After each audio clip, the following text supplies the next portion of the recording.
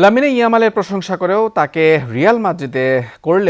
Real মাদ্রিদে চান না বলে সাফ জানিয়ে দিয়েছেন হোসে মরিনিও। বার্সেলোনার এই তরুণ তারকাকে দারুণ খেলোয়াড় হিসেবে স্বীকার করলেও নিজের বর্তমান দল নিয়ে সন্তুষ্ট রিয়াল কোচ। ইয়ামালকে দলে নেয়ার সুযোগ পেলে চাইবেন কিনা এমন প্রশ্নে সরাসরি না বলেছেন মরিনিও। তার মতে ইয়ামাল এখনো তরুণ এবং তার উন্নতির অনেক সুযোগ আছে। তবে রিয়াল মাদ্রিদের বর্তমান স্কোয়াড নিয়ে তিনি এতটাই আত্মবিশ্বাসী যে কোনো খেলোয়াড়ের জন্য দলে জায়গা তৈরি করতে চান না। এদিকে নতুন সাইনিং ইয়ান দিয়েমান্দে এবং আর্দা গুলারকে নিয়েও আশাবাদী মরিনিও। বিশেষ করে গুলার ভবিষ্যতে লুকা মদ্রিচের মতো মাঝমাঠে গুরুত্বপূর্ণ ভূমিকা রাখবেন বলে মনে করেন তিনি।